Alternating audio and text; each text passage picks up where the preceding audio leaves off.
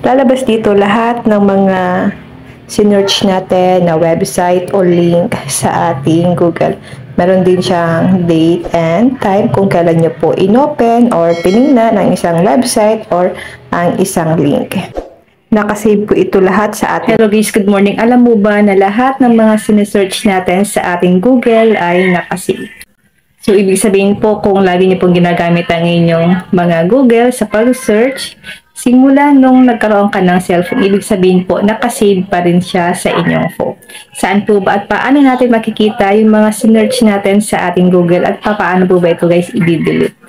Ganito lang po ang gawin natin. Buksan lang natin ang ating Google. Click Profile.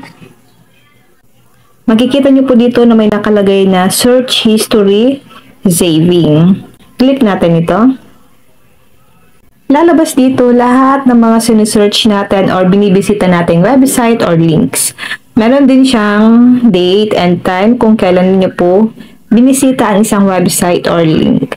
Kung matagal na po kayong nagsisearch sa inyong mga Google, ibig sabihin po, nakasave yan sa inyong device. Lalong-lalo na po kung hindi naman kayo nag-delete ng mga sinesearch nyo sa inyong Google.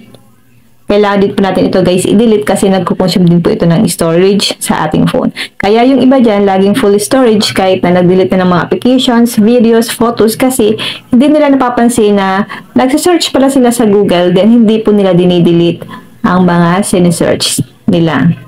Then, nakasave lang po kasi ito guys sa ating Google. Paano po ba ito i-delete? Click mo lang ang delete sa taas. Meron ditong delete today, delete custom range, delete all time. So, pwede kayo dito guys namili kung paano nyo i-delete yung mga sinesearch nyo. Kung gusto mo lang ng today, o kaya yung custom range, o kaya delete all time. Click natin ang delete all time. Click natin ang select all. Click natin ang next. Confirm you would like to delete the following activity. So, i-click natin guys ang delete.